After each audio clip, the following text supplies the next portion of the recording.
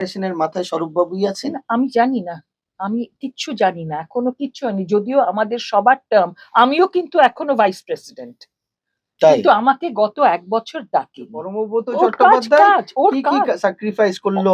ওর তো রেগুলার না ফিল্ম না বেরোচ্ছে, না না না রেগুলার না ফিল্ম না কাজ করে না যাচ্ছে। না না না, ওই 1 বছর কোনো কাজ ওর করতে দেয়নি।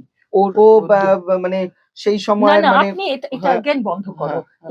এইগুলো আমি শুনবো না, কারণ এগুলো ঠিক নয়। এটা আপনি বানিয়ে বানিয়ে বলছেন। স্বরূপ বিশ্বাস এবং তার কাছের মানুষ সবাইকে বোঝাতে আরম্ভ করলো যে আমরা হচ্ছি কলাকুশলী বিরোধী। উনি পুরো ইউনিট নিয়ে কাজ করেননি, তাই ওকে শুধু নয়, ওর সঙ্গে সঙ্গে হেয়ার ড্রেসার, ওর সঙ্গে সঙ্গে যারা প্রোডাকশন অ্যাসিস্ট্যান্ট, যে কজন ওখানে কাজ করেছিল, তাদের সবাইকে সাসপেন্ড করা হয় 3 মাসের জন্য।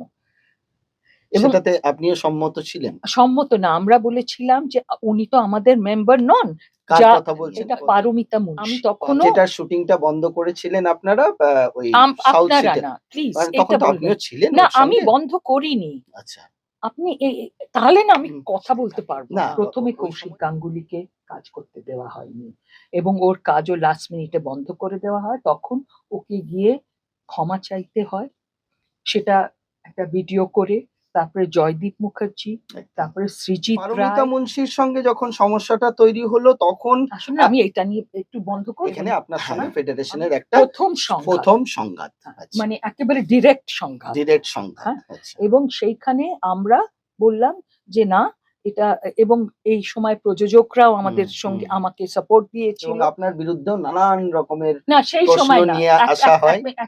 আপনি আগে থেকে কেন আমাকে তখন ফেডারেশনের চাপে আমি দিয়েছিলাম, কিন্তু পরবর্তীতে আমি বুঝতে পেরেছি যে এটা ভুল করেছি। সেই এজিএম এ আমাকে স্বরূপ বিশ্বাস তার প্যানেলে সিলেক্ট করেন অ্যাজ ভাইস প্রেসিডেন্ট। কারণ 2018-তে ওই ইআইএমপি দিয়ে ভেঙে একটা তৈরি হয়েছিল directors association of eastern K India. করলো এই ডিরেক্টর স্কিলটা? এটা অনেক ডিরেক্টরসও ছিল তার মধ্যে।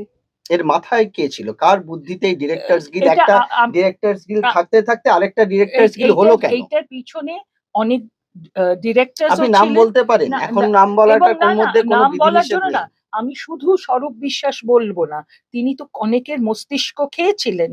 তো তখন এইটা তৈরি হয়েছিল, হয়তো প্রয়োজন ছিল। তো কত বছর ধরে আমি জানি অ্যাসিস্ট্যান্ট ডিরেক্টরস গিল্ডে বহু ভালো ভালো শিক্ষিত ছেলে, তাদের নেওয়া হচ্ছে না, তাদের অবজারভার এটা করে প্রতিবাদ রেখে হচ্ছে। করেছিলেন তখন সেই সময়? হ্যাঁ হ্যাঁ, আমি বলেওছি। এবং দুঃখের বিষয় যে আমার যে ক্যামেরা পার্সন ছিল, সেই ডিওপি যে ছিল, কি নাম? ভিকি, সে কিন্তু তার 2 মাস না 3 মাস পরে আত্মহত্যা করেন। লড়াই যারা করবে, যারা কলাকুশলী, তারাই তো ভয় আর এগিয়ে এলো না। ভাবতে পারেন তরুণ মজুমদার বা সত্যজিৎ রায়ের চেয়ারটা নিয়ে আমি তাতে দাঁড়িয়ে লাইট ঠিক করছি, সেটা তো হতে পারে না। তো হঠাৎ উনি আমাকে জিজ্ঞেস করলেন, ডিরেক্টরের চেয়ার আবার হয় নাকি? ডিরেক্টর তো দাঁড়িয়ে থাকে, ডিরেক্টরের চেয়ার হয়? নমস্কার, আমি নিতপল। টলিস্কোপের আজ এক বিশেষ পর্ব, কিন্তু এই পডকাস্টটা অবশ্যই আপনাকে দেখতে হবে। বাংলা চলচ্চিত্র জগৎ, আপনারা ফিল্ম ইন্ডাস্ট্রি বলেন, আমরা সেটাকে বলি না, আমরা এটাকে বলি ডেইলি ট্রেড ইন্ডাস্ট্রি। হয়নি। বেঙ্গল স্কোপের স্টুডিও থেকে সরাসরি আপনারা দেখতে পাচ্ছেন সুদেষ্ণা রায়কে। ডিরেক্টর সুদেষ্ণা রায়, যার বহু সিনেমা আপনারা দেখেছেন, যার আরেকজন সঙ্গীও কিন্তু আছেন, রানাদা। রানাদা কি করছে এখন? রানাদার আরেকটা পোশাকি নাম আছে, অভিজিৎ, অভিজিৎ গুহ। তো এখন তবুও সেই নামটা লোকে মনে রাখছে, কিন্তু আগে এমন অবস্থা ছিল রানার যে ওকে যদি কেউ অভিজিৎ বলে ডাকতো, ও প্রায় সাড়াই দিত না, কারণ রানা নামটা এত সবার কাছে পপুলার ছিল। তো যাই হোক, রানা আর আমি একসঙ্গেই কাজ করছি। রানা মাঝখানে 2টি বছর আমাদের দুজনের কাজের একটু সমস্যা হয়েছিল। তার মেন কারণ আমি কিছু প্রতিবাদ করি, আমি কিছু বিষয়ে প্রশ্ন তুলি বলে আলটিমেটলি ভুল বুঝে আমাকে অনেক সময় কাজ করতে দেওয়া হয়নি। গত বছর এপ্রিল মাসে আমাদের একটা ছবি হবার কথা ছিল, ছবি সব রেডি হয়ে গেছিল, রেকি হয়ে গিয়েছিল, আপনার সমস্ত কিছু হয়ে যায়, লুকসেটও হয়ে গেল। তাতে কিন্তু সব টেকনিশিয়ান আমার সঙ্গে কাজ করেছিলেন। তারপরে ঠিক শুটিং এর দুদিন আগে, শুটিং ছিল আমার 18 তারিখে, 16 তারিখে যেদিন আমি লোকেশনে গিয়ে আর্ট নিয়ে বসবো আর ডিরেক্টরের সঙ্গে কথা বলবো, তখন গিয়ে দেখলাম কেউ আসবে না। কারণ সবাই বলল যে তাদের নাকি ব্যক্তিগত সমস্যা আছে, তাই তারা কাজ করতে পারবেন না। এই যে এবং এইটে একবার হয়েছে। তারপরে আমি জানতে পারি যে আমি কাজ করলে আমাদের, এটা কোন সালের ঘটনা? এটা কত বছর, মানে গত বছর 2000 এপ্রিল মাস। 25-এর ঘটনা। হ্যাঁ হ্যাঁ, 2024 থেকেই চলছে জিনিসটা। তো 2025-এ এইটে ফাইনালি হয়। আমাদের একটা ছবি জোগাড় করতে তো সময় লাগে, প্রডিউসার জোগাড় করতে, সব করে ফেলেছিলাম, করে এই লাস্ট মিনিটে বন্ধ। তারপরে আমি জানতে পারি যে যেহেতু আমি একজন আহ, পরিচালক হিসেবে প্রশ্ন করেছি এবং আমরা একটা কেস করেছিলাম, যে কেসটায় বলা হয়েছিল বা যে সরকারকে মধ্যস্থতা করতে, যে এই যে অনেক রকম 21-এ আইন রয়েছে, সেই আইনগুলোকে একটা স্ট্যান্ডার্ড অপারেশনাল করা উচিত, এসওপি করা উচিত। দিদি, আমরা এক এক করে যাই। হুম। দর্শক আপনার মুখ থেকে অনেক কিছু শুনতে চায়। একটা দীর্ঘ সময় আপনি পেরিয়ে এসেছেন এই চলচ্চিত্র জগতের সঙ্গে হাত ধরে। আপনি অনেক ওঠাপড়া দেখলেন। আপনি নিজেও গত সরকারটা ছিল, তার একজন অংশীদার ছিলেন আপনি। না, আমি কোনো অংশীদার ছিলাম না। কিন্তু আপনাকে ফ্রন্টে দেখা না গেছে না, সবসময়। অংশীদার আমি ছিলাম না। এখানেই আপনারা ভুল করছেন। আমি চাইল্ড রাইটস কমিশনের চেয়ারপারসন হয়েছিলাম, আগে মেম্বার ছিলাম, তারপরে কনসালটেন্ট, তারপরে এই ভুলটাই আপনারা করেন। আমি তারপরে চাইল্ড রাইটস কমিশনে ছিলাম। আমি কিছু কিছু জিনিসে আমার যেগুলো প্রতিবাদ করার, সেটা ওই সরকার এই সরকার, আমি কোনো সরকার মানিনি। আগেও আমি করেছি যখন প্রতিবাদ করার, কিন্তু তাই বলে আমি ফোর ফ্রন্টে ছিলাম কারণ আমি কাজ করছিলাম। হ্যাঁ, তারপরে কাজটা বন্ধ হয়ে যায়। আমি কিন্তু এখানে কোনো পলিটিক্যাল বিং নই। আমি কিন্তু কোনোদিন, দিদি, এই যে আহ, এটা আপনাদের ভুল মমতা ধারণা। ব্যানার্জির সরকার এবং আসার পর ডিরেক্টরস গিল্ড নতুন করে আবার গঠন এইটাই করা তো হলো। বলছি যে ডিরেক্টরস গিল্ড, আমি তার আগে 2013-14 অব্দি কোনোদিন কোনো গিল্ডের মেম্বার ডিরেক্টরকে হতে হয়নি, কারণ একজন ডিরেক্টর একটা প্রডিউসার জোগাড় করলো, সে নিজে কিন্তু করবে। একটা গিল্ড কিন্তু ডিরেক্টরসদের আছে দীর্ঘকালীন ছিল। ইস্টার্ন ইন্ডিয়া মোশন পিকচার্স, তারপরে 2013-তে আমরা সেই ইস্টার্ন ইন্ডিয়া মোশন পিকচার্স এর গিল্ডের মেম্বার হলাম। ঋতুপর্ণ ঘোষ কোনো গিল্ডের মেম্বার ছিল না। না, অনেকেই গিল্ডের অনেকে মেম্বার ছিল না। আমরা হলাম, কারণ আমরা দেখলাম যে হ্যাঁ, আমরা অনেক রকম কাজ করি, তো টেলিভিশনে কাজ করি, ওটিটিতে কাজ করি, ফিল্মে কাজ করি, তখন ওটিটি সেইভাবে আসেনি, ফিল্মে। তো আমরা ইআইএমপিডি এর মেম্বার হলাম। মেম্বার হওয়ার পর আহ, আমরা কাজ করছি। হঠাৎ 2019 সালে যখন আমি শুটিং করতে যাব, আউটডোরে যাব, তখন আমাকে হঠাৎ করে ফোন করে বলা হলো যে আপনি আউটডোরের যে লিস্ট পাঠিয়েছেন, আপনি তো গিল্ডের মেম্বার নন, তাই জন্য হবেন না। আমি তো ইআইএমপি দিয়ে গিল্ডের মেম্বার। তখন আমাকে বলা হলো যে এই না, সেই ইআইএমপিডিএ কে ফেডারেশন মান্যতা দেয় না, আপনাকে এই গিল্ডের মেম্বার হতে হবে। তবে এটা 2019 সালের কথা বলছেন। 2019-এর জানুয়ারি, 2018-তে আমাকে 19-এ বললো, কারণ 2018-তে ওই ইআইএমপিডিএ ভেঙে একটা তৈরি হয়েছিল directors association of eastern K India. করলো এই ডিরেক্টরস গিল্ডটা? এটা অনেক ডিরেক্টরসও ছিল তার মধ্যে। এর মাথায় কে ছিল? কার বুদ্ধিতে এই ডিরেক্টরস গিল্ড, এটা একটা ডিরেক্টরস গিল্ড থাকতে থাকতে আরেকটা ডিরেক্টরস গিল্ড হলো কেন? এইটার পিছনে অনেক ডিরেক্টরস আপনি নাম বলতে পারেন? না, এখন না, নাম এবং বলাটার না, না, মধ্যে কোনো নাম বলার বিধিনিষেধ জন্য নেই। না, আমি শুধু স্বরূপ বিশ্বাস বলবো না, তিনি তো অনেকের মস্তিষ্ক খেয়েছিলেন, তো তখন এইটা তৈরি হয়েছিল, হয়তো প্রয়োজন ছিল তখন। হ্যাঁ, এবং ইআইএমপিডিএ সঙ্গে একটা সংঘাত কেন হয়। প্রয়োজন ছিল? সেটা তো আমি বলতে পারবো না, ওরা বলতে পারবে যারা করেছিল। আমি আপনাকে আমার দিকটা বলছি, আপনি যেহেতু জিজ্ঞেস করেছেন। তারপরে আপনি আমি শিফট তখন করলেন যে কি হলো, এখানে। আমার 21 তারিখে জানুয়ারি মাসে শুটিং এ যাবার কথা। আমি যখন লিস্ট পাঠিয়েছি, তখন আমার প্রোডাকশন ম্যানেজার বলছে যে এইটা হয়েছে। তখন আমরা কি করব, 18-19 তারিখে তো আমি, তখন আমরা মেম্বার হয়ে যাই। এই ঘটনা অনেকেরই হয়। মানে আপনারা মেম্বার হতে বাধ্য হন, মানে এক প্রকার আপনাদেরকে বলপূর্বক ওই ডিরেক্টরস গিল্ড থেকে এই ডিরেক্টরস গিল্ডে আনতে। ডিরেক্টরস গিল্ড শুধু না, ফেডারেশন থেকেও বলা হয়েছিল। তখন ওই মহিলা ছিলেন অপর্ণা দি, উনি বলেছিলেন যে হয়েই নাও না, কেন ঝামেলা করছো। তো এখন তাহলে আপনারা কে কে এলেন ওখান থেকে এখানে? এখন এটা আপনি না অনেক এগিয়ে দিয়ে বলছেন, কে কে না, তখন আস্তে আস্তে সবাই আসছে। আমি যতদূর জানি তখন জন হালদার, সৃজিত বাবু, তারপরে সৃজিত রায়। সৃজিত একা বললে কিন্তু ভুল বলবেন। হ্যাঁ হ্যাঁ, সৃজিত মুখার্জি কিন্তু এর মধ্যে ইনভলভ ছিলেন না। সৃজিত রায়ের কথাই বলছি। আপনি অগ্রণী ভূমিকার মধ্যে ছিলেন। না না না, আপনি একদম ভুল বলছেন। ডিএইআই আমি ছিলামই না তখন, আপনি জানেন না এই কথাগুলো। এই যে ভুলগুলো আপনি বলছেন ঠিক করে দিন। 2019-এ আমি ফোর্সড হই। 2019-এ হবার পর আমরা কাজ করি, সেই ছবিটা হয়।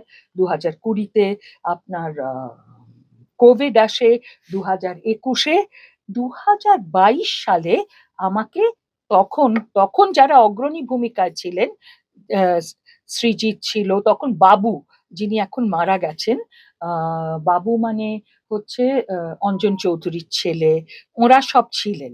তো আমাকে 2022-এ ওরা বলে যে যেহেতু এখন এটা একটা সংগঠিত হয়েছে এবং তুমি এসো, যাতে আমরা জিনিসটাকে ঠিক মতো সুষ্ঠুভাবে করতে পারি। তখন একটা ইলেকশন, ফেডারেশন না, আপনি আবার গুলিয়ে ফেলছেন, এটা ডিএইআই এর কথা বলছি। আপনি এক এক করে শুনুন, প্রশ্ন করার আগে আমি বুঝতে পারছি না, মানে দর্শকও বুঝতে পারছে না, আপনাকে একটু ওয়েট করতে হবে দর্শকের জন্য। আমাকে পুরোটা বলতে দিন, আপনি একেবারে আমি প্রথম থেকে গুলিয়ে গেলে হবে না, আগে পরে আপনি বুঝুন। 2019-এ আমি ফোর্সড হলাম এখানে জয়েন করার। তারপরে আমি দেখলাম এরা সংগঠিতভাবে কাজ করছে এবং আমাকে আমন্ত্রণ জানানো হলো ডিএইআই থেকে যে তুমি এসে এই সংগঠনের সঙ্গে অফিসিয়ালি যুক্ত হও। তো 2022-এ আমি সেক্রেটারি নির্বাচিত হই। তখন এটা কোনটার? ডিএইআই মানে directors association of eastern India. এবার একটু শুনুন আস্তে আস্তে। হ্যাঁ, directors association of eastern India. তারপরে যেটা হয় যে আমি এই ডিএইআই এর সেক্রেটারি হবার পর আমার প্রেসিডেন্ট তখন ছিলেন বাবু। বাবু মানে হচ্ছে অঞ্জন চৌধুরীর ছেলে, বাবুদা। ও বাবু চৌধুরী ওর। হ্যাঁ, তো ওর সেই সময় আমরা একসঙ্গে কাজ আরম্ভ করি।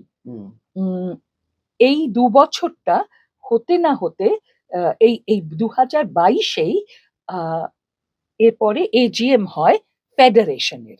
এবার আপনি একটু বুঝুন, এই যে ফেডারেশনের আন্ডারে যারা গিল্ড আছে, সেই গিল্ডের 5 জন, প্রত্যেকটা গিল্ডের 5 জন করে মেম্বার, যেটাকে বলে ইসি কমিটি, 5 জন ওদের, সেই তারা ওই এজিএম এ যায় এবং সেই এজিএম এ তারা ভোট দেয়। এবার তাদের থেকেই কেউ কেউ দাঁড়াতে পারে ওখানে। তো আমাকে অনেকেই দাঁড়াতে বলেন যে তুমি এসো, কনফেডারেশনেও কিছু প্রশ্ন আছে যেগুলো তোমার মাথায়ও আছে এবং আমাদের মনে হয়েছে যে অন্য চিন্তাধারার লোকেরাও ফেডারেশনে আসুক। তা আমি বললাম যে ইলেকশন, আমি ওইরকম ভাবে অত ইলেকশনের মধ্যে যেতে চাইনি, কিন্তু অনেকেই বলায় আমি দাঁড়াই। কোনটা থেকে দাঁড়ালেন? ফেডারেশনের জন্য। ফেডারেশনের আমি তো বলছি ওই 5 জন করে যাবে, ভোট দেবে। হ্যাঁ, সেইখানে আমিও দাঁড়ালাম প্যানেলে। না না না, অ্যাজ ফেডারেশন ওয়ার্কিং প্রেসিডেন্ট। এবং সেই বছর ইলেকশন হয়, মানে লোকে গিয়ে ভোট দেয়। তার আগে কি সিলেকশন হতো? আমি সেটা জানি না, কিন্তু ওই বছরও সিলেকশন মানে সেক্রেটারি এবং সভাপতির পদ সিলেক্টেড হয়েছিল, কেউ দাঁড়ায়নি, অন্য পদগুলোর জন্য দাঁড়িয়েছিল। আপনি তার মধ্যে একজন? আমি তার মধ্যে ওয়ার্কিং প্রেসিডেন্ট আমি দাঁড়িয়েছিলাম এবং আপনার বিরুদ্ধে কে দাঁড়ালো তাহলে? আরো 2 জন ছিল। একজন ছিল জয়চন্দ্র চন্দ্র, আর আরেকজনের নাম ভুলে গেছি, অত আমার মনে নেই। তো আমি হয়তো ও একাই ছিল, জয়চন্দ্র। জয়দা মানে আমাদের আর্ট ডিরেক্টর। ও আগেও ওয়ার্কিং প্রেসিডেন্ট ছিল, তো এখনো ওয়ার্কিং প্রেসিডেন্ট। তারপরে যেটা হয় যে আমি ইলেকশনে জিতি এবং সেটাতে সবাই খুব অবাক হয়, কারণ আমি তো ফেডারেশন সেক্রেটারি যিনি তিনি তখন অসুস্থ ছিলেন, অপর্ণাদি। হুম। আমি কিন্তু সভাপতির ইয়ে ছিলাম না, স্নেহধন্য ছিলাম না তখন। মানে মানে আমি ওনার, স্বরূপ বিশ্বাসের। হ্যাঁ, ওনার প্যানেলে ছিলাম না। হুম, তো আমি জেতার পর আমি তারপরে ২ বছর সুষ্ঠুভাবে কাজ করি। হুম, আমি নানান প্রশ্ন তুলি এবং মোটামুটি একটা বুঝতে সময় লাগে। এবং আপনার বিরুদ্ধেও নানান রকমের না, সেই প্রশ্ন সময় না। নিয়ে আসা হয়। এক হুম, মিনিট, আপনি হুম। আগে থেকে কেন? আমাকে বলতে দিন। বলুন। হ্যাঁ? যেটা জানেন না সেটা আমাকে বলতে দিন। অবশ্যই। হ্যাঁ? ২০২৪ অব্দি হুম, সেরম কোনো সমস্যা হয়নি। হুম, হ্যাঁ? আমি প্রশ্ন তুলেছি সেগুলোকে কোনো রকমে, এবং আমি অনেক সময় অনেক আ কলাকুশলীর পাশে দাঁড়িয়েছি। এবার ২০২৪ থেকে একটা আরম্ভ হয়। এই ২০২৪ এ একটা এজিএম হয় এবং সেই এজিএম এ আমাকে স্বরূপ বিশ্বাস তার প্যানেলে সিলেক্ট করেন অ্যাজ ভাইস প্রেসিডেন্ট। আচ্ছা। আমি এবছর ইলেকশন ছিল না, মানে সিলেকশন সিলেকশন ছিল। হয়। আচ্ছা। কোনো ইলেকশন হয়নি। হুম, আমি সিলেক্টেড হই। ঠিক আছে? হুম, কিন্তু তারপরে এটা হয়ে যায় ধরুন মার্চ এপ্রিল মাসে। জুলাই মাস, জুন জুলাই থেকে সমস্যা শুরু হতে হয়। তার আগে ফেব্রুয়ারি মার্চে একটা ঘটনা ঘটেছিল। সেটা হচ্ছে একজন ডিরেক্টরকে সে পুরো নিয়ম মাফিক লোক নেয়নি বলে তাকে এবং যারা যারা, রাহুলের বিষয়টা? না, রাহুলটা পরে আচ্ছা, আসছি। পরে আসছে। হ্যাঁ, তখন সেটা নিয়ে একটা সমস্যা হয়েছিল এবং সেই সময় তিনি, যিনি ডিরেক্টর ছিলেন, তিনি অ্যাকচুয়ালি রাইটার্স গিল্ডের ছিলেন। তো আমাদের যখন প্রশ্ন করা হয়, আমি এবং সুব্রত বলি যে ব্যান নিয়ে আমাদের খুব একটা সুব্রত সমর্থন নেই। সেনের কথা সুব্রত বলছেন। সেন, সুব্রত সেন তখন আমাদের ডিএইআই এর প্রেসিডেন্ট। হুম। হ্যাঁ, তো মানে ওই ডিরেক্টর গিল্ডস এর প্রেসিডেন্ট। আমি সেটা সেক্রেটারি সেটা তখনও। তখনও। হ্যাঁ, হ্যাঁ, এদিকে আবার হ্যাঁ, ফেডারেশনেরও মনোনীত একজন সদস্য। হ্যাঁ, সেটা তাই। হুম, আপনি যদি ওখানের কিছু অফিস বেয়ারার না হন, হুম। আপনি ফেডারেশনে তাহলে কি থাকতে পারবেন ওইটাকে না। মান্যতা দিল কবে? এবার শুনুন, মান্যতা তো দেওয়া আছে অলরেডি। ডিএইআই তো মান্যতা ছিল। এবার আমি এক এক করে বলি। হুম, এইআইএমপিডি এর মান্যতা নিয়ে নিয়েছে। হুম, এবার ডিএইআই এর হুম, মান্যতা। হ্যাঁ? এবার ডিএইআই এ আমি ওই ২৪ এর জুলাই মাসে, যেটা আদি ডিরেক্টরস না, গিল্ড। না, না, ডিএইআই পরে পরে ২০১৮ তে হয়েছে। 2018 তে হওয়া। এইটাই গুলিয়ে যাচ্ছি, মানে আমিও দর্শকও গুলিয়ে যাবে। না, ওই জন্য জিজ্ঞেস করছি, কিছু মনে করবেন। ইআইএমপিডিএ হুম, হচ্ছে পুরনোটা, যেটা বহু পুরোনোটা। বছরের। যেটা NT1 এ তার অফিস ছিল। হ্যাঁ। ইআইএমপিডিএ বহু বছরের হুম, ছিল এবং বিমলদা তার সেক্রেটারি ছিলেন। রাইট। হ্যাঁ, বিমল উনি সেক্রেটারি ছিলেন লাস্ট অনেক পর্যন্ত। বছর ধরে। হুম, হুম, হ্যাঁ, এবং আমি বিমলদাকে খুব শ্রদ্ধা করি। হুম, এবং যে সময় আমাকে বাধ্য হয়ে চলে আসতে হয় ২০১৯-এ, তখনও আমার সিনেমা করার তাগিদটা মোর ইম্পর্টেন্ট ছিল হুম, আমার কাছে। এই, এবং আমি আজও মনে করি যে শিল্পের ক্ষেত্রে কোনো রকম বাধা হতে পারে না। একদম তাই। হ্যাঁ, যাই হোক, ২০০০ এবং এই প্রশ্নটা আমি ফেডারেশনে থেকেও বলেছি। হুম, তো তাতে অনেক সময় আমাকে বলা হয়েছে তার মানে কি কলাকুশলীরা কাজ করবে না? হুম, আমি বললাম কেন করবে না? হুম, এই মানে কড়াকড়িটা যত কমানো যাবে কাজ তত বেশি আসবে, এবং এই যে শুধু গিল্ডের মেম্বার হলে তবেই কাজ করতে পারবে, হুম, এইটা কেন হবে? Trade union is not a employment agency. তাহলে অন্যরা, নতুনরা আসবে কি করে? কত বছর ধরে আমি জানি অ্যাসিস্ট্যান্ট ডিরেক্টরস গিল্ডে বহু ভালো ভালো শিক্ষিত ছেলে, তাদের নেওয়া হচ্ছে না, তাদের অবজারভার এটা করে প্রতিবাদ রেখে হচ্ছে। করেছিলেন তখন সেই সময়? হ্যাঁ, হ্যাঁ, আমি বলেওছি এবং হুম, আমার নিজের যে অ্যাসিস্ট্যান্ট, সে এসআরএফটিআই থেকে, এফটিআইআই থেকে পাশ করা। সে যখন কার্ড নিতে গেছে তখন বলা হয়েছে যে না, তোমাকে এখন তো পরীক্ষা হচ্ছে না, তোমাকে পরীক্ষা দিতে হবে। তখন আমি বলেছিলাম ও কি করে, ওর পরীক্ষা কে নেবে? ওর পরীক্ষা তো সরকার থেকে নিয়ে নিয়েছে।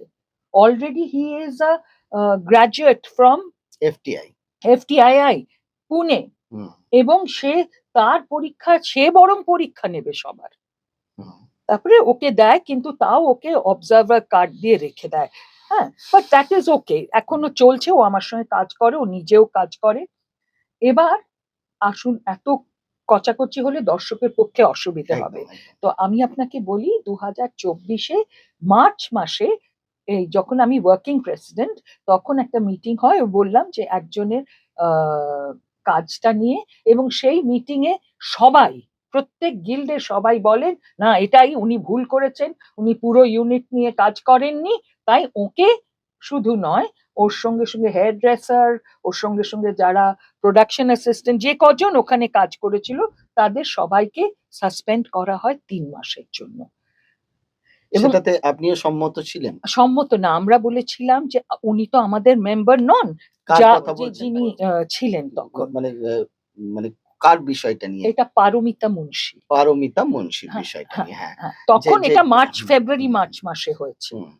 আমি তখনও যেটার শুটিংটা বন্ধ করেছিলেন আপনারা ওই সাউথ আপনারা সিটি। না প্লিজ মানে তখন এটা তো বলবেন আপনিও ছিলেন না, ওর আমি সঙ্গে? বন্ধ করিনি। আচ্ছা।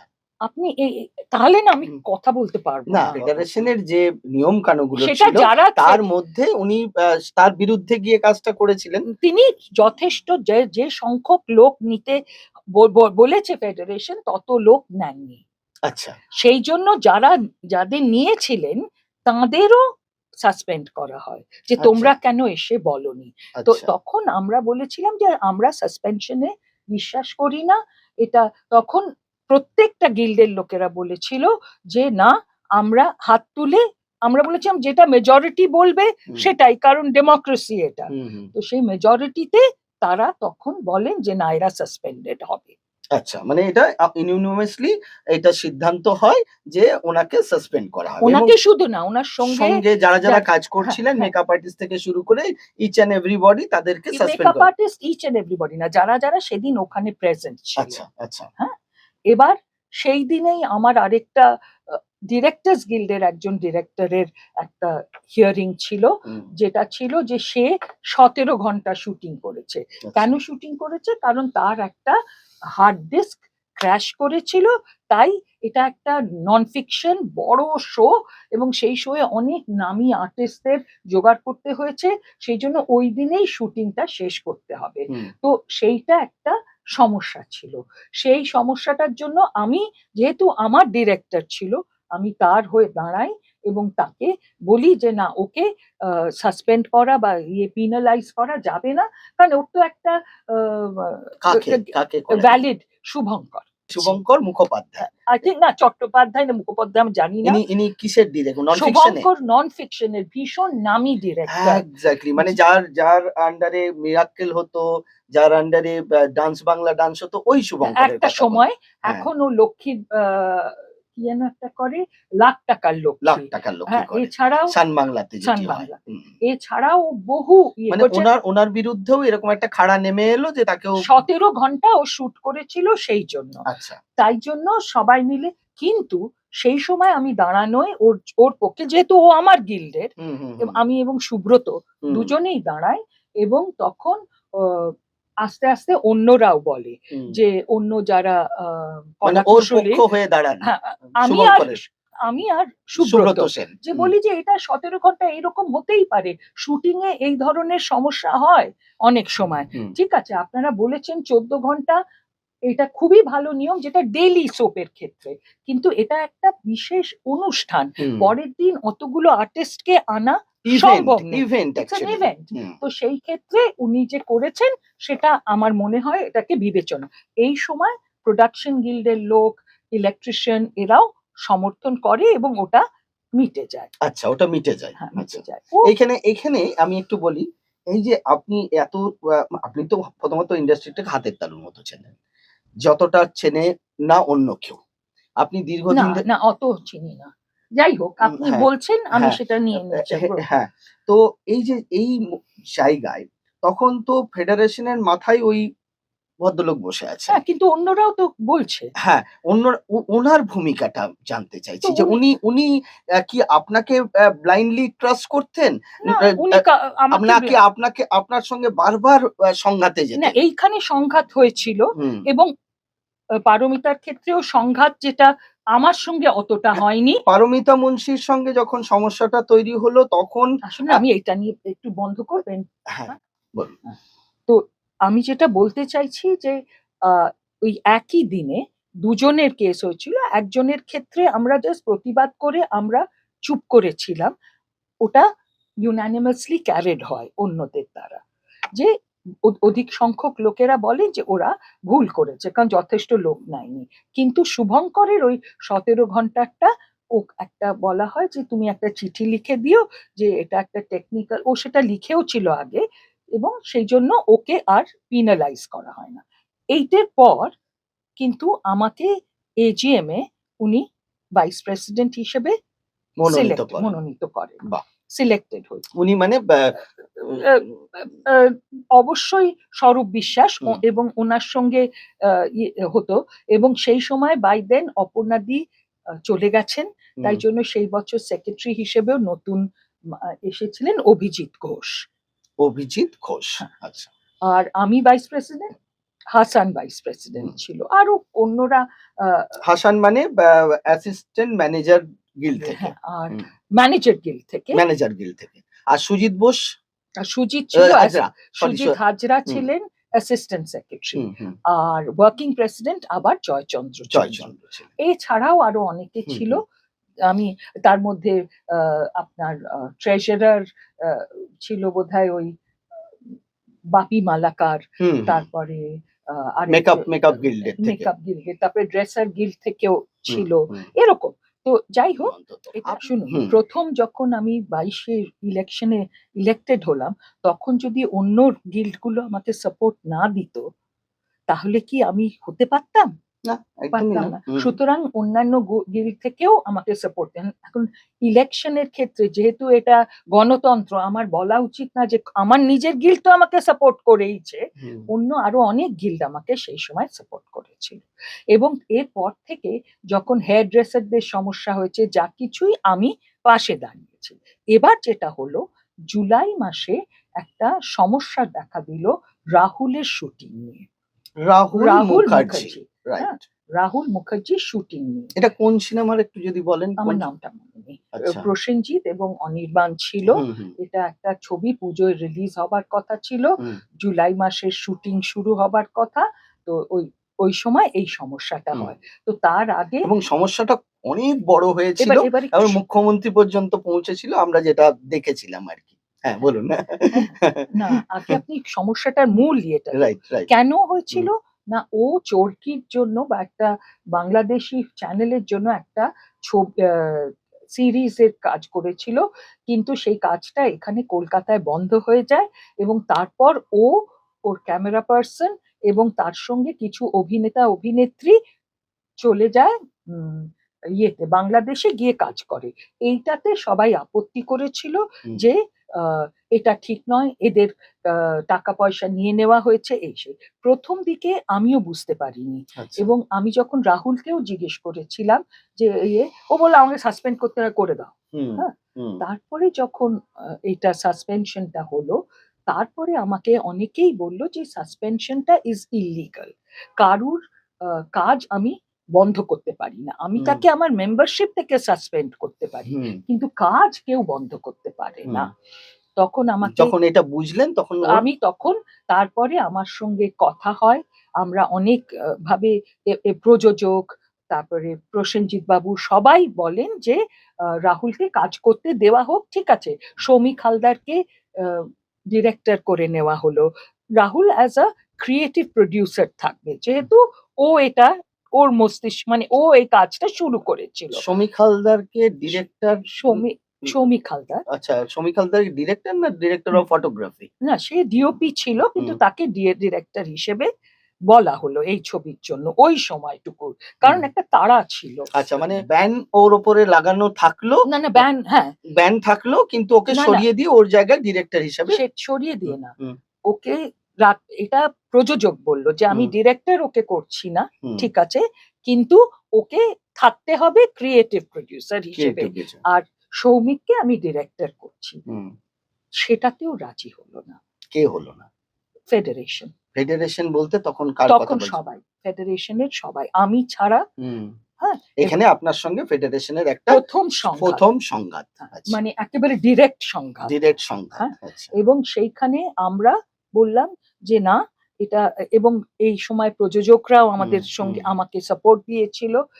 আমি বলেছিলাম যে আমি উইথড্র করব, এবং প্রথমে চিঠিটা দিয়েছিলাম, দিইনি তা নয়, কারণ তখন ফেডারেশনের চাপে আমি দিয়েছিলাম, কিন্তু পরবর্তীতে আমি বুঝতে পেরেছি যে এটা ভুল করেছি এবং ভুল শুধরে নেবার একটা সুযোগ ছিল। আমি এই চিঠিটা উইথড্র করি হুম, এবং উইথড্র করার পর এবং বলি যে না, এটা হতে পারে না। সেই সময় থেকে পরের দিন যখন শুটিং হলো, তখন except for DOP, actors, director, কেউ এলো না। আচ্ছা। হ্যাঁ, তারা কাজে এলো না। এটা এবং শুটিং স্টপ হ্যাঁ, হয়ে এটা গেল। বোধহয় ২৭শে জুলাই বা হুম, এরকম হুম, সময়, হুম। গত ঠিক বছর ১ বছর আগে। ২০২৪। ২ বছর আগে। ২ বছর। হুম, তখন যেটা হলো যে সবাই মিলে একসঙ্গে সব ডিরেক্টররা বললো এটা ডিরেক্টরদের অপমান, এবং আমি বলবো যে সমস্ত ডিরেক্টররা ডিএইআই এর, তারা বলে যে আমরাও কাজ বন্ধ করব, কারণ হুম, এটা একটা ডিরেক্টরের অপমান, হুম, অবমাননা, এটা ঠিক নয়। এবং সেই সময় একটা অচলাবস্থা হয়। সেই অচলাবস্থাটাকে রেকটিফাই করতে প্রসেনজিৎ, দেব, গৌতম ঘোষ যান মুখ্যমন্ত্রীর কাছে, এবং সেই সময় মুখ্যমন্ত্রী বলে দেন যে এটা বোধহয় ৩০ বা ৩১শে অগস্টে, কারণ ২৮ বা ২৯ থেকে তখন কাজ হচ্ছে না। আর আপনারা তো জানেন যে টেলিভিশনে কাজ না হলে কি সমস্যা হতে পারে। তো টেলিভিশনের তো আমাদের রুটি। তো তখন বলা হলো যে আমরা উইথড্র করছি, কিন্তু এই committee will give a report and an SOP will be made. Hmm. কিন্তু যেটা আমরা মুখ্যমন্ত্রীর সঙ্গে তদানীন্তন মুখ্যমন্ত্রীর সঙ্গে কথা বলার পর যখন বেরিয়ে এলেন গৌতম ঘোষ, প্রসেনজিৎ চট্টোপাধ্যায়, সাংসদ দেব, অভিনেতাও দেব। এসে বললেন, আমরা স্পষ্ট শুনেছিলাম সেই সময় একেবারে ক্যামেরার সামনে, যে মুখ্যমন্ত্রী এটা নিয়ে খুব উদ্বেগ প্রকাশ করেছেন এবং সেপ্টেম্বরের মধ্যে একটা এসওপি তৈরি হবে, যেখানে এইরকম ৩ ধরনের, মাসের মধ্যে। হ্যাঁ, ৩ মাসের মধ্যে এই এসওপিটা তৈরি হবে এবং আর কোনো সমস্যা এই ইন্ডাস্ট্রিতে অন্তত থাকবে না। একটার পর একটা মাস পেরিয়ে গেল, পুজো এসে গেল। না, এবার একটু হ্যাঁ, আমাকে বলতে দিন। হ্যাঁ, এবার এই কমিটিটা উনি তো অ্যানাউন্স করে দিলেন। তারপরে অগাস্ট মাসে যে একটা বিচ্ছিরি ঘটনা হলো আরজি কর, এবং সেই সময় আহ, আমাদের মিটিং এ আমরা জানতে চেয়েছিলাম যে এই কমিটিটা কবে ফর্মড হবে। হুম, অগাস্টটা পুরো চলে গেল, সেপ্টেম্বর না ৩ মাস বলেছিল, হুম, অগাস্ট, সেপ্টেম্বর, অক্টোবর। হুম, তো আমরা অগাস্টের শেষে একটা চিঠি লিখি ডিএইআই থেকে হুম। যে আমরা এখনো অপেক্ষা করছি যে এরকম এসওপি কবে হবে? কবে কমিটিটা কবে বসবে, কমিটিটা এবং কবে? আমরা সাহায্য করতে হুম, রাজি আছি। হুম, তো ডিওপি সেপ্টেম্বরেও আরেকটা চিঠি লিখেছি, অক্টোবরেও আরেকটা চিঠি লিখেছি, এবং আমরা বলেছি যে ঠিক আছে, আমরা আরো ১ মাস ওয়েট করছি, নভেম্বরেও। এবং তার উত্তর, এবং এই চিঠিগুলো আমরা ৫ জনকে দিয়েছিলাম যারা কমিটির মানে সেন্ট্রাল গ্রুপ বলে বলা হয়েছিল: প্রসেনজিৎ চ্যাটার্জি, গৌতম ঘোষ, দেব, এবং ২ মন্ত্রীকে, ইন্দ্রনীল সেন এবং অরূপ বিশ্বাস। এরপরে যেটা হয় যে আমরা কোনো উত্তর পাইনি এক্সেপ্ট গৌতম ঘোষের কাছ থেকে, এবং প্রসেনজিৎ একবার ফোনে কথা বলেছেন এবং বলেছেন যে না, কমিটির এখনো কোনো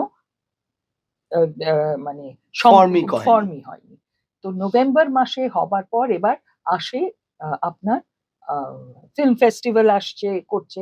আমরা তখনও বলছি, এই সময় আমরা ডিসাইড করি ডিএইআই থেকে যে যখন কিছুই হচ্ছে না এবং কাজকর্মে সমস্যা হচ্ছে, আমরা প্রেসের কাছে যাই, কিছু কথা বলি, আমাদের যে গ্রিভান্স গুলো বলি।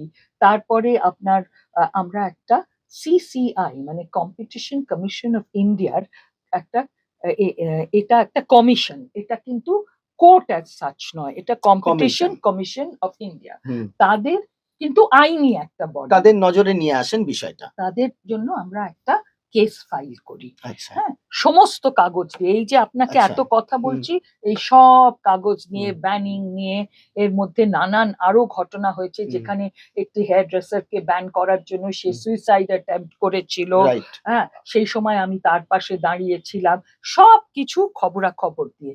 কিন্তু যেটা হয় যে এই সিসিআই এর পর জানুয়ারি থেকে একের পর এক ডিরেক্টরের উপরে কোপ আসতে থাকে।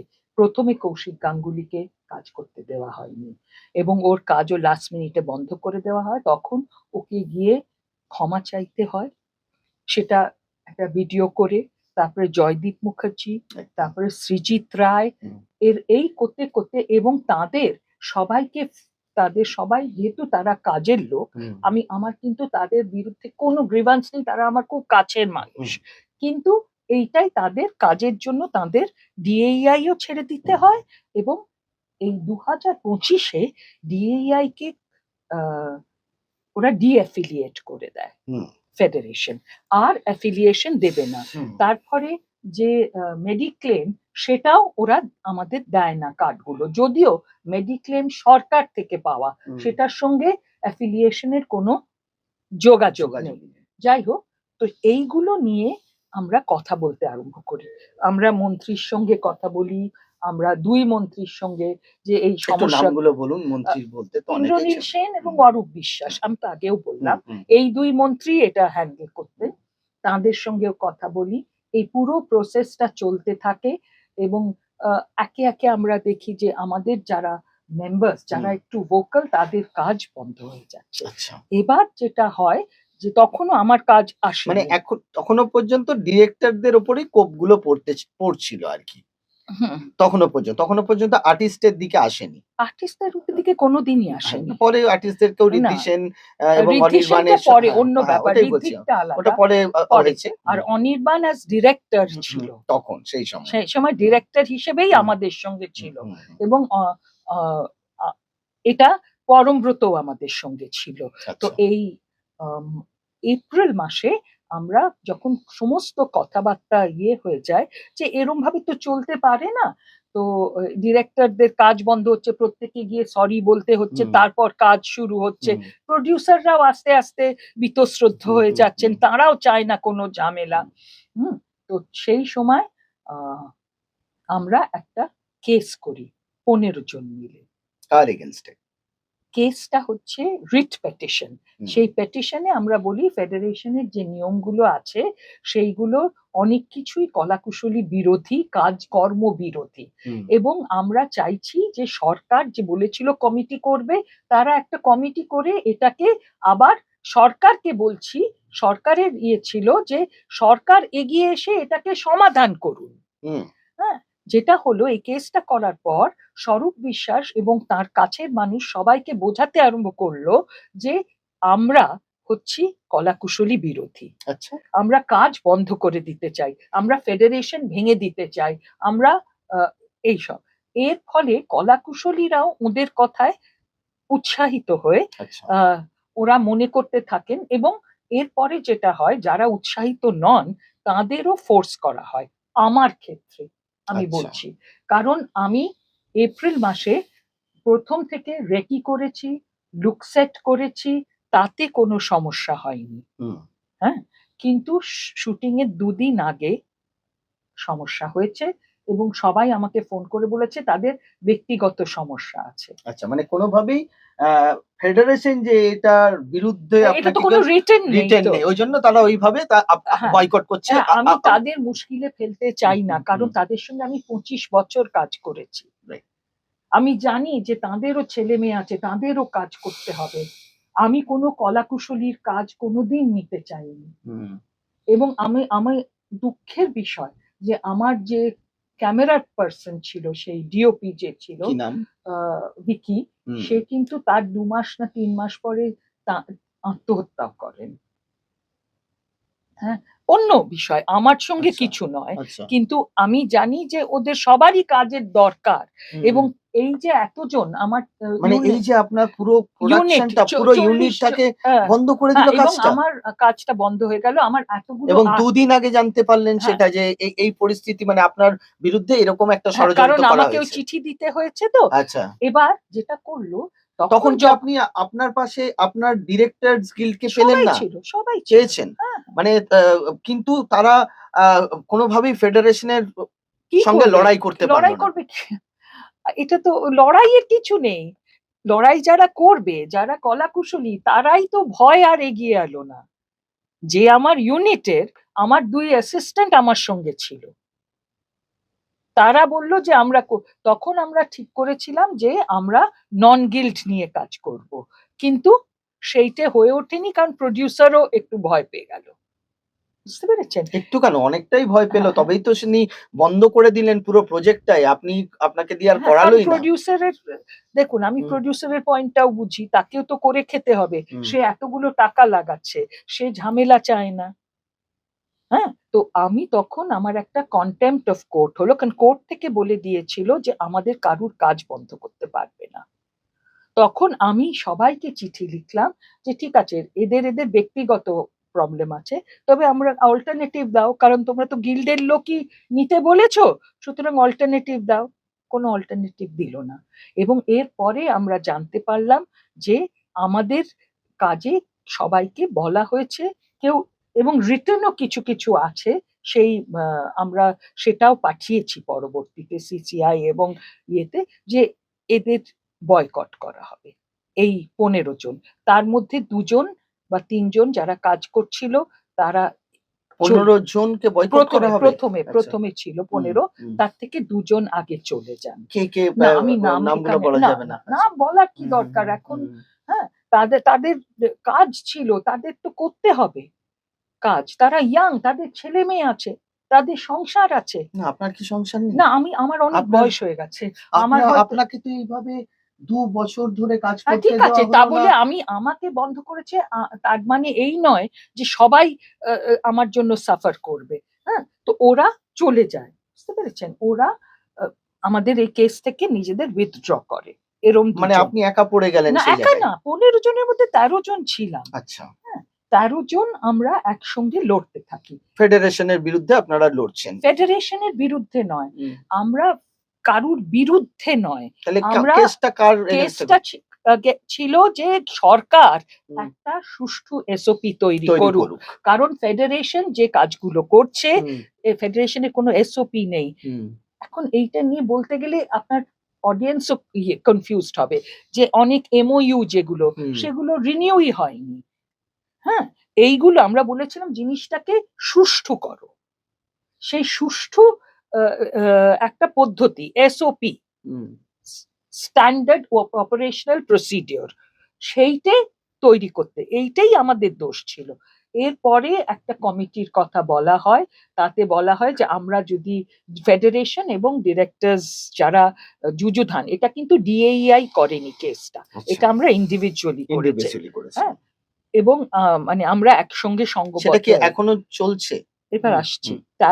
13 জন মিলে আমরা ফেডারেশনের সঙ্গে কথা বলি অগস্টের শেষে, সেপ্টেম্বরের ঠিক আগে, এবং কথা হয় যে একটা কমিটি হবে, আমাদের সবাইকে নাম সাজেস্ট করতে বলা হয় যারা এটা নিয়ে। তো আমরা করি, আমরা বলেছিলাম একদম যারা আমাদের দিক থেকে যারা not involved but yet film নিয়ে জানে, যারা অল ইন্ডিয়া নিয়মগুলো জানে, যারা একটা মানে সমতা আনতে পারবে, সেরম লোকেদের। আর ফেডারেশন থেকে বলে যে প্রত্যেক গিল্ড থেকে রেপ্রেজেন্টেশন থাকতে হবে। তাই? হ্যাঁ, তো এইরকম কতগুলো বচসা হতে থাকে। লাস্ট যে কেসটা, লাস্ট যেদিন, সেদিন আমাদের জাস্টিস অমৃতা সিনহা, তিনি কেসটা খারিজ করে দেন, কারণ উনি বলেন যে কেউ কোনো মানে একটা কনসেনসাসে আসতে পারছে না, এটা সরকারও ইয়ে করছে না এসওপি, এটা নিয়ে আমি আর সময় নষ্ট করব না, আচ্ছা। কিন্তু আপনারা যদি চান হুম। আপনারা ডিভিশন বেঞ্চে যেতে পারেন। আচ্ছা, এই অপশনটা খোলা রাখলো। কিন্তু আমরা কেউ 13 জন আমরা অলরেডি নিজেদের সমস্ত পয়সা দিয়ে দিয়েছি, নিঃস্ব একটা, হয়ে গেছেন এক হ্যাঁ, কথায়। আর কাজ নেই। হ্যাঁ, হুম। তো এই সময় আমাদের একজন মানে বেরিয়ে যায় এখান থেকে, কে এই সে? পরমকে, এবং সে গিয়ে কাজ করার জন্য তাকে মানে প্রায় ওই মুচলেকা দিতে হয়, সেটা ওকে কাকে দিল?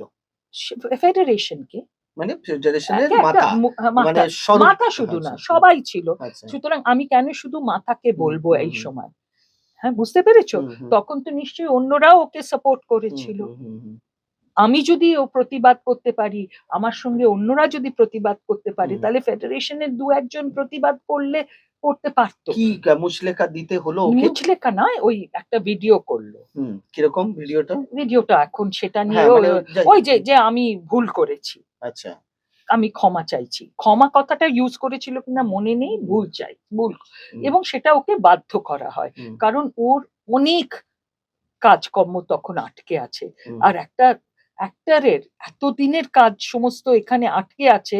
ওর এমনকি ও শুধু নয়, ওর সঙ্গে যারা কাজ করে তাদের কাজও আটকে দিচ্ছে, মানে ওর কোম্পানি, মানে ফেডারেশন দিচ্ছে আর কি। হ্যাঁ, কারণ কলাকুশলী করবে না কাজ।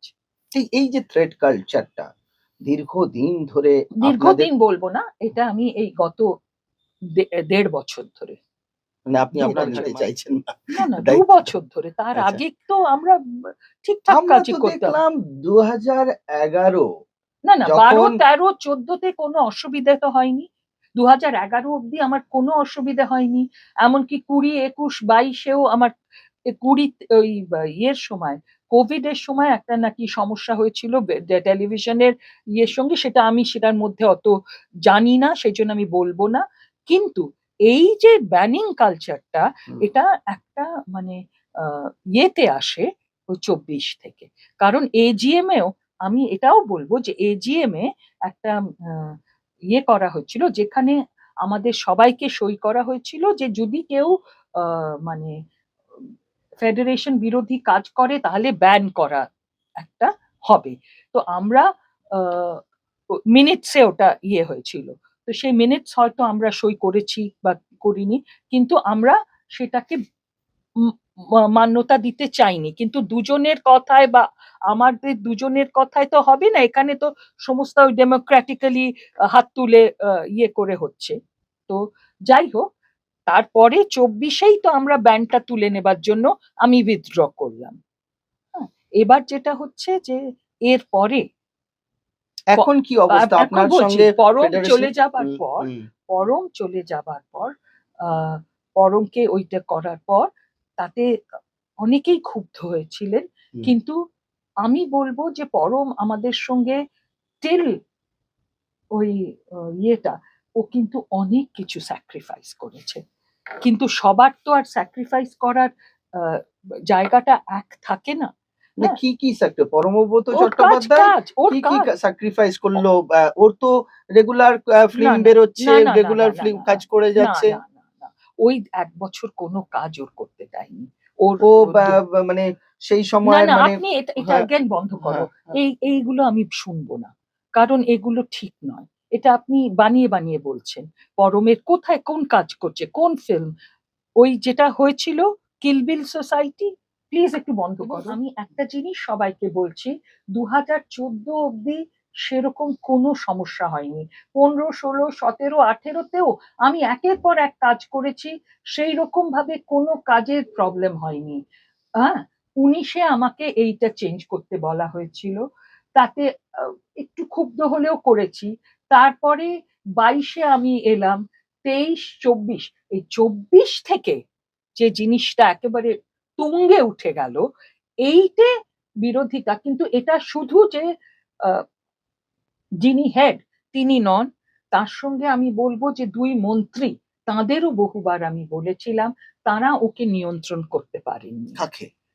যিনি হেড ফেডারেশনের, মানে স্বরূপ বিশ্বাস? হ্যাঁ, এবং তার সঙ্গে স্বরূপ বিশ্বাস এটাও বলতেন, ওনার সাপোর্ট তো ছিল, অন্য কোনো গিল্ডের কেউ তো প্রোটেস্ট করেনি তখন। তাহলে কেন শুধু স্বরূপ বিশ্বাসকে বলছেন? মানে অন্য, গোটা সিস্টেমটাকে হ্যাঁ, আমাকে গোটা বলতে বলছে সিস্টেমটাই একটা করাপ্ট করাপ্টেড। অবস্থায় চলে গিয়েছিল। শুধু ওকে কেন বলা হচ্ছে? আমি বলবো হ্যাঁ, ওর একটা এবং আরেকটা জিনিস যে উনি সিনেমা বানানোর কিচ্ছু জানতেন না। উনি সিনেমা কি করে তাহলে হয়, উনি ফেডারেশনের মেম্বার হ্যাঁ হলেন কি এটাই। করে? এবার মেম্বার হলো কি করে? কারণ অ্যাসিস্ট্যান্ট ডিরেক্টরস গিল্ডের কেউ একটা ওকে মেম্বার করে নিয়েছিল।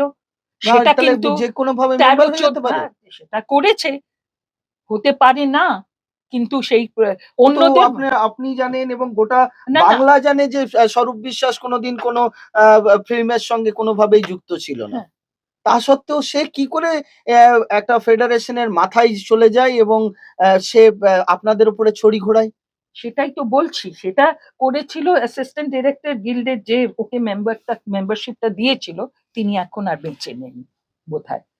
এবং এই প্রশ্ন গত বছর অপর্ণা সেনও তুলেছিলেন ফেসবুকে এবং সোশ্যাল মিডিয়ায়, যে উনি কোন 3টে ছবি করেছেন, উনি যে অ্যাসিস্ট্যান্ট ডিরেক্টর গিল্ডের কার্ড পেয়েছেন, কোন 3টে ছবিতে উনি অবজার্ভার হিসেবে কাজ করেছেন, এইসব নিয়মগুলো উনি পালন করেছেন কিনা। এবং উনি একটা জিনিস, উনি সিনেমা সম্পর্কে কিচ্ছু জানতেন না, উনি শুধু ট্রেড ইউনিয়ন মুভমেন্টের কথা হয়তো জানতেন। এবং উনি মানে অনেক সময় একটা মানে আমার খুব হাসির ইনসিডেন্ট মনে আছে। ওনাকে একজন মানে একটা এমনি কমপ্লেন হয়েছিল যে ডিরেক্টরের যে চেয়ার, সেই চেয়ারটা কে একটা নিয়ে তার উপরে দাঁড়িয়ে লাইট ঠিক করেছে, তারপরে মুছে দেয়নি। হ্যাঁ, এইটা নিয়ে, তো এইটা নিয়ে একটা, তো আমাকে উনি জিজ্ঞেস করলেন, হ্যাঁ, তা আমি বললাম হ্যাঁ এটা খুব অন্যায়, কারণ ডিরেক্টর হচ্ছে ক্যাপ্টেন অফ দ্য শিপ, এবং ডিরেক্টরকে সেই আপনি ভাবতে পারেন তরুণ মজুমদার বা সত্যজিৎ রায়ের চেয়ারটা নিয়ে আমি তাতে দাঁড়িয়ে লাইট ঠিক করছি, সেটা তো হতে পারে না। তো হঠাৎ উনি আমাকে জিজ্ঞেস করলেন, ডিরেক্টরের চেয়ার আবার হয় নাকি? ডিরেক্টর তো দাঁড়িয়ে থাকে, ডিরেক্টরের চেয়ার হয়? তো তাতে আর কি উত্তর দেব? যে কোনো জায়গায়, যে কোনো সোশ্যাল মিডিয়া খুললে, যেখানে মানে আপনি যদি ডিরেক্টর যান, দেখবেন একটা এরকম এরকম মোড়ানো মতন চেয়ার, তার পেছনে ডিরেক্টর লেখা। It is the signature of a director. তো আমি ক্যাপ্টেন অফ দ্য শিপের জন্য বলছি না, আমি বলছি ইট ইজ দ্য সিগনেচার। একটা কাউকে তো দিতে হবে। আপনি কি কোনো আপনার ম্যানেজিং ডিরেক্টরের চেয়ারটা দাঁড়িয়ে করতে পারেন? আপনি কি মুখ্যমন্ত্রীর চেয়ারটা নিয়ে করতে পারবেন? বা উনি কি ফেডারেশনের, উনি ফেডারেশনের হেড, ওর চেয়ারটা নিয়ে আমি লাইটটা ঠিক করতে পারবো দাঁড়িয়ে? তো সেইখানে আমি বলেছিলাম, তো আমি বললাম এইটুকুনিও যে জানে না যে ডিরেক্টরকে বসার একটা চেয়ার থাকে, সে কি করে সিনেমা ইন্ডাস্ট্রিকে বুঝবে, সে কি করে আমাদের সমস্যা বুঝবে? এই সময় আপনাকে আমরা দেখেছি অগ্রণী না, ভূমিকা। কোন সময়? যখন আর কি এই সরকার এলো না আমাদের, না, আমি তখন অগ্রণী ভূমিকা ছিলাম না, একদম না। 2011-তে আমি কোথাও ছিলাম না। না, আমি 2011 পর থেকে পর ধীরে ধীরে থেকে না, আপনি আমি অগ্রণী ভূমিকায় এসেছি 2020 থেকে, 20 আচ্ছা আমি ধরে নিলাম 20 থেকে। 2017 আমি চাইল্ড রাইটস কমিশনে গিয়েছি। ফিল্মের অগ্রণী কিছু ছিল না। আমি 2022-এ যখন ফেডারেশনের ইয়ে হলাম, তখনই আপনি আমায় দেখেছেন। তার আগে আমি কোনো অগ্রণী ভূমিকা, এটা কিন্তু একদম। আপনাকে মানে শ্রদ্ধেয় মমতা ব্যানার্জি খুব রেসপেক্ট করতো অ্যাজ এ ফিল্ম ডিরেক্টর হিসাবে। সেটা তো অনেকেই করতো। হ্যাঁ, মানে আপনি প্রথম সারির সেই না না, উনি ডিরেক্টর ছিলেন। আমাকে কোনোদিন সেই অর্থে রেসপেক্ট করেননি।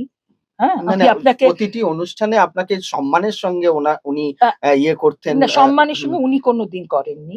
হ্যাঁ, উনি, আমি গেছি, আমি টেলি একাডেমির যে প্রোগ্রাম হতো তার ব্যাক স্টেজটা আমি ম্যানেজ করতাম। প্রথমে ওটা SVF করতো, তারপরে ওটা রাজ চক্রবর্তী করেছে, সেই জন্য আপনি আমাকে দেখেছেন। আমি ফিল্ম ফেস্টিভ্যালে, হ্যাঁ আমি ফিল্ম ফেস্টিভ্যালে কাজ করেছি, আমি ওই বুলেটিনটার কাজ করেছি, সে তো অনেকেই করে, এবং সেটা এইভাবে হয়েছে। তারপরে আমি এক্সিবিশন করেছি, কিন্তু আমি কোনো বঙ্গবিভূষণও পাইনি, বঙ্গভূষণও পাইনি, বঙ্গশ্রীও পাইনি, এবং আমি কিন্তু সেটা আপনি এক্সপেক্টও করি না। কিন্তু না, আপনি যথেষ্ট গুণী মানুষ, সেটা আপনি হয়তো বিনম্র হয়ে ইয়ে করছেন। আপনি যথেষ্ট আমি এতদিন কাজ ধরে করেছি। কাজ করে এসছেন, এত ভালো ভালো ছবি আমাদেরকে, সিনেমা আমাদেরকে উপহার দিয়েছেন আপনি এবং অভিজিৎ দা, মানে রানাদার কথা বলছি। আমরা তো আপনাদেরকে ভুলতে পারি না।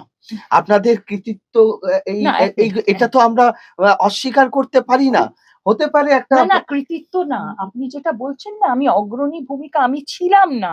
22 থেকে আমাকে এই ফেডারেশনের এই গন্ডগোলের মধ্যে আমাকে ঢুকতে হয়েছে, কারণ তার আগে ধীরে ধীরে লোকে বুঝছিল যে একটা সেন মাথা এখানে আসা উচিত, যে প্রতিবাদ করবে। কিন্তু সেই প্রতিবাদী মানুষটাকেই তো বন্ধ করে দিল, এবং যখন প্রতিবাদ করলাম তখন তো অন্য গিল্ডের কেউ আমার পাশে দাঁড়ালো না, এমনকি প্রডিউসাররাও তো আমাদের পাশে দাঁড়ালো না। আমি একা এটা করিনি, আমার সঙ্গে সুব্রত আছে, কবি আছে, অনির্বাণ আছে, অনির্বাণ ভট্টাচার্য আছে, কিংসুক দে বলে একটি ছেলে আছে, সুমিত দাম আছে, আশিস, এদের হয়তো আপনারা অত নাম জানেন না, বিদুলা আছে, আশিস সেন চৌধুরী আছে, প্রসেনজিৎ বলে একটি ছেলে ছিল, সে আছে, তা সৌরভ বলে একটি ছেলে ছিল, তাদের হয়তো তারা বেচারীরা আরো তাদের অবস্থা খারাপ, কিন্তু তারা ছিল শেষ অবধি, সাহস আপনার পাশে, করেছিল আপনার আমাদের পাশে। সবার। আমার পাশে না, আমি লিডার ছিলাম না, হুম। আমি সবার সঙ্গে এটা বিশ্বাস করি বলে করেছি। ফিল্ম ফেস্টিভ্যালে 2017 কি 18 থেকে আমি বুলেটিনে কাজ করেছি, তারপরে আস্তে আস্তে আমি ছবি সিলেকশনে, এবং আমি এই যে এক্সিবিশন গুলো হয় না, হুম। সেইগুলো ইটস এ রিসার্চ ওয়ার্কটা আমি করি।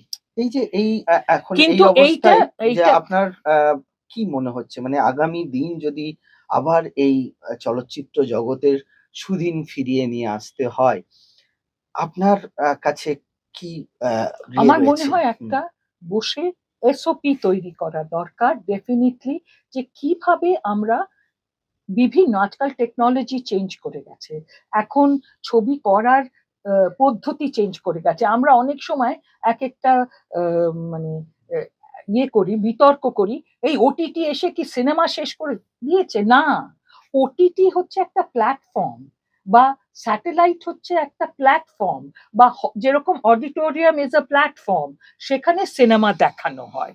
হ্যাঁ, সুতরাং সিনেমা শেষ হয়নি, জাস্ট কিভাবে কোথায় দেখানো হচ্ছে টেকনোলজিক্যালি সেটা দেখতে মাধ্যমটা হবে। বদলেছে। মাধ্যমটা বদলেছে।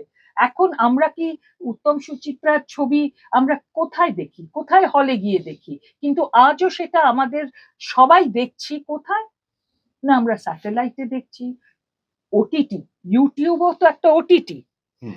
এগুলোতে দেখছি। সুতরাং সিনেমা শেষ হবে না, আচ্ছা, অডিও এই যে ভিজুয়াল ব্যান চলবে। কালচারটা ওঠাতে হবে তো তাহলে। হ্যাঁ, উঠে তো, আমার মনে হয় তো উঠে গেছে।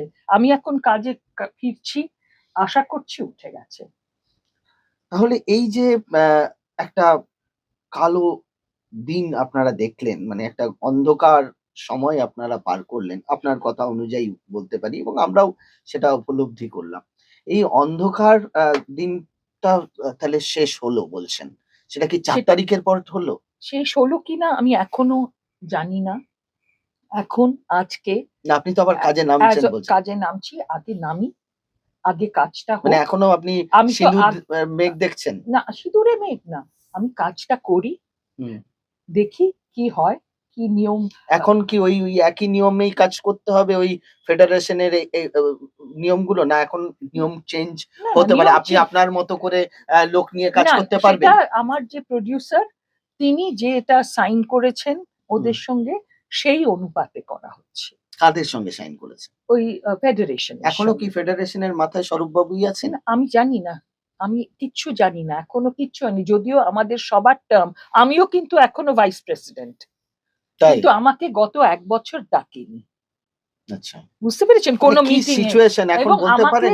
পুরো বাদ দিয়ে দিয়েছে হুম, হোয়াটসঅ্যাপ গ্রুপ বা ইয়ে থেকে। হুম। তো এখন আমি যতদূর জানি, যে আমাদের যেরম ভাবে আমরা আগে কাজ করতাম, যে আমার যতটা দরকার কলাকুশলী, সেরম ভাবে আমি যদি, আমার যদি অ্যাক্টর, হ্যাঁ এই অ্যাক্টরকে দরকার হয়, আপনি বললে আমি অন্য অ্যাক্টরকে ওর জায়গায় দেবো কেন? আচ্ছা, এই যে পুরো বিষয়টা, যে এই অন্ধকার জগৎটা চলছিল, এখানে আর্টিস্ট ফোরামের কোনো ভূমিকা ছিল? এই আর্টিস্ট ফোরাম ফেডারেশনের আন্ডারে নয়। সেটা তো আমরা জানি হ্যাঁ, আন্ডারে নয়। কিন্তু আর্টিস্ট ফোরামের ভূমিকাটা কি আমি ছিল? জানি না।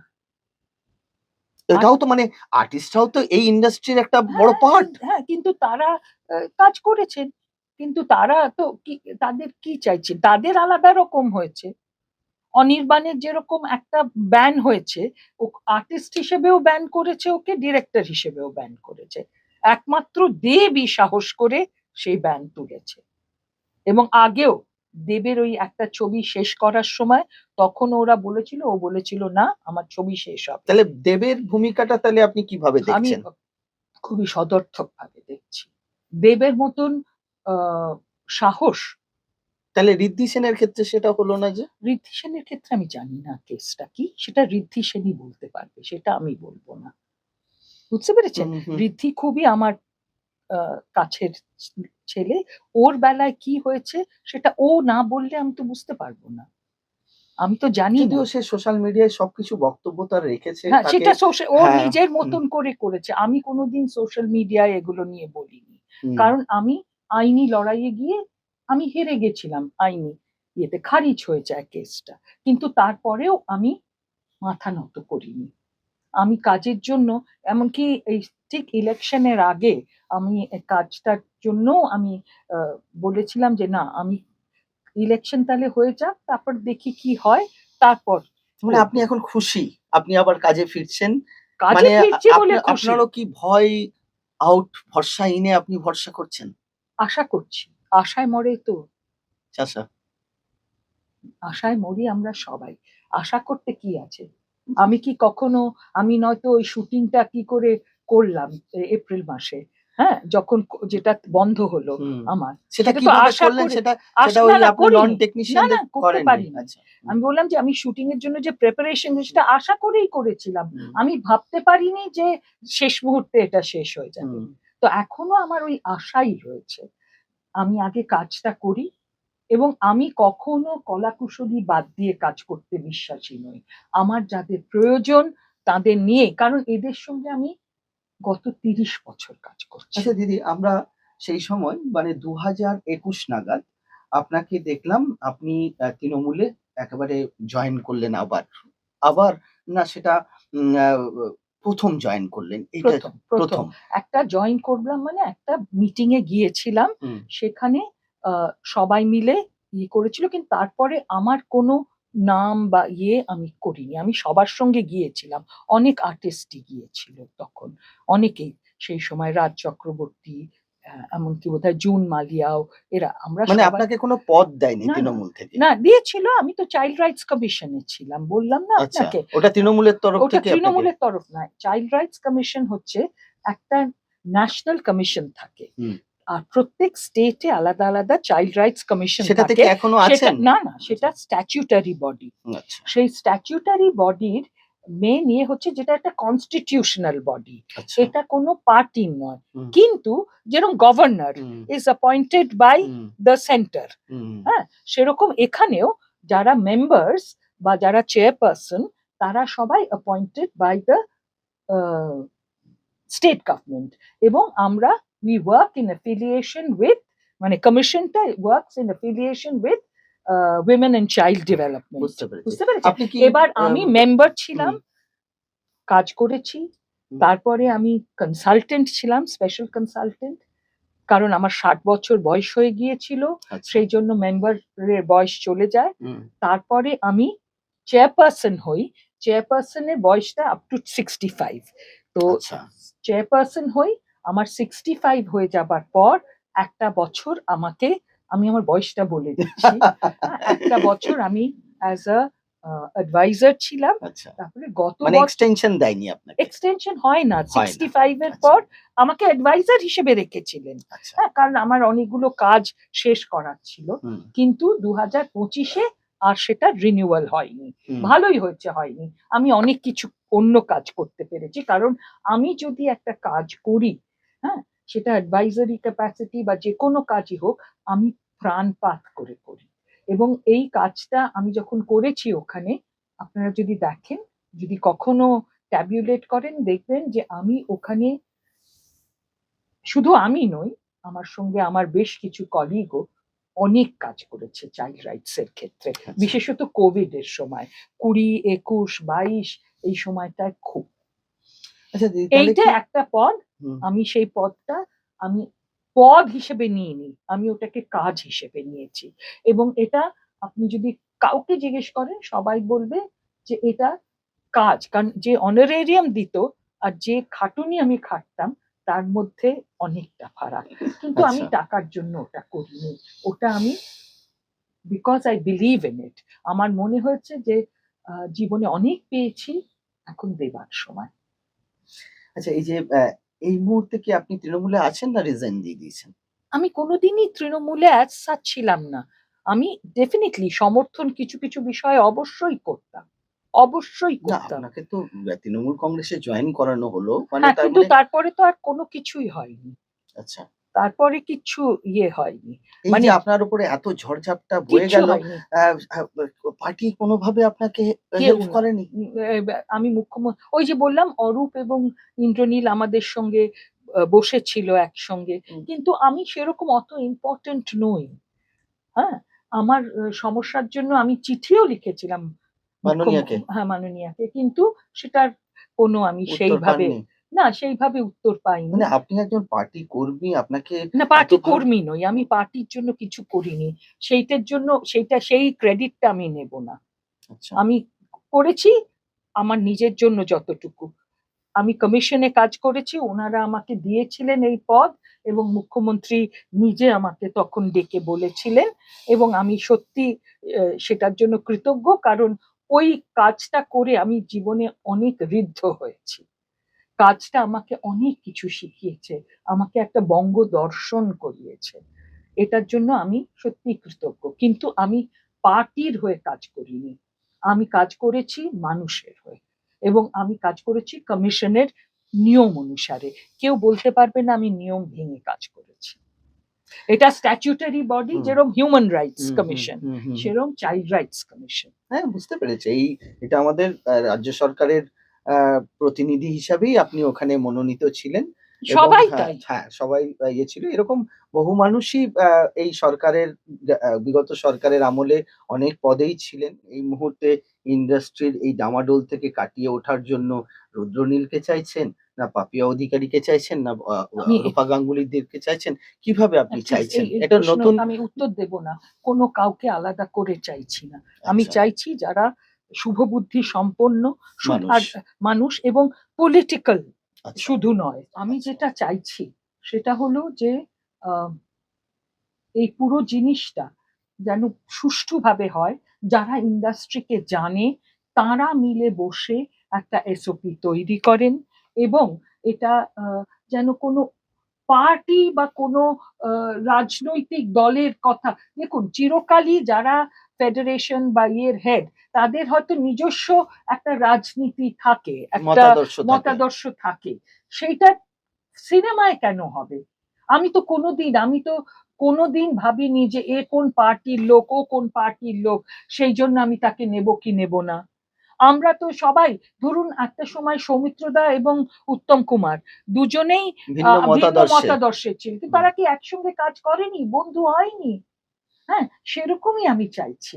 আমি চাইছি আমরা সেই পরিবেশটা ফিরিয়ে আনি যেখানে আমরা সবাই মিলে বন্ধু হিসেবে কাজ করব, ভয় পাবো না কাউকে, এ বাবা এই নিয়মটা এবং যদি কোনো নিয়ম করা হয়ে থাকে, সেটা যদি সেই নিয়মটাতে যদি আমার অসুবিধে হয়, আমরা যেন সেইটা নিয়ে এমন একজনের সঙ্গে কথা বলতে পারি যিনি এটা বুঝবেন যে কেন অসুবিধে হচ্ছে। সেই বোঝার যেরকম লোকটারই একটা বলছি যে কাকে চাইছেন সেটা আপনি? একটা কোনো হুম। মানুষ হতে পারে না, আচ্ছা, অনেকের মিলে। মানে একটা সেকশন হতে হবে হুম, হুম। যারা বোঝে, এবং তার মধ্যে প্রডিউসারও থাকতে হবে, তার মধ্যে ডিরেক্টরও থাকতে হবে, তার মধ্যে কলাকুশলী অন্যান্য থাকতে পারে, অ্যাক্টার্স থাকতে পারে,